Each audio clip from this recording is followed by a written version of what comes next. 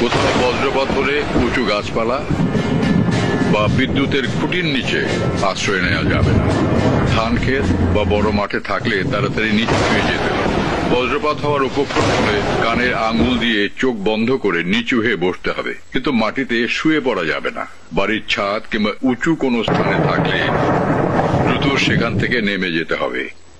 সবচেয়ে ভালো হয় কোনো একটা পাকা দালানের নিচে আশ্রয় নিতে পারলে।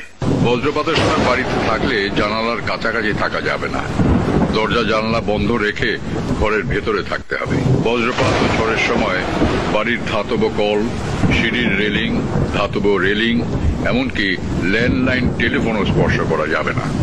বজ্রপাতের সময় বৈদ্যুতিক সংযোগযুক্ত যেমন টিভি, ফ্রিজ, কম্পিউটার জাতীয় যন্ত্রপাতি সুইচ বন্ধ করে এগুলোর প্লাগ খুলে ফেলতে হবে।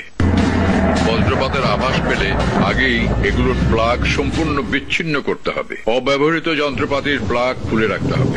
বজ্রপাতের সময় গাড়ির ভেতরে থাকলে সম্ভব হলে গাড়িটি কোনো কংক্রিটের ছাউনির নিচে আশ্রয় নিতে হবে। গাড়ির ভেতরের ধাতব বস্তু বা গাড়ির কাজ স্পর্শ করা থেকে বিরত থাকতে হবে। বজ্রপাতের সময় নদী, পুকুর, জলাবদ্ধ কোনো স্থানে থাকা যাবে না।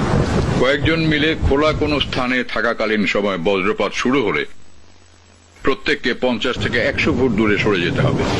বজ্রপাতের সময় চামড়ার ভেজা জুতা বা খালি পায়ে থাকা খুবই বিপজ্জনক। এই সময় বিদ্যুৎ অপরিবাহী রাবারের জুতো ব্যবহার করতে হবে। হঠাৎ করে যদি চুল খারাপ হয়ে যায়, ত্বক শিরশির করে বা বিদ্যুৎ অনুভূত হয়, আশেপাশের ধাতব পদার্থ কাঁপতে থাকে বা ক্রিং ক্রিং শব্দ যদি কানে আসে, তবে বুঝতে হবে আশেপাশে বা এখানে বজ্রপাত হবে।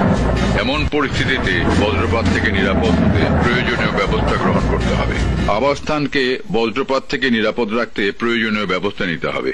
এজন্য আর্থিং সংযুক্ত রড বাড়িতে স্থাপন করতে হবে। এক্ষেত্রে দক্ষ ইঞ্জিনিয়ারের পরামর্শ নিতে হবে।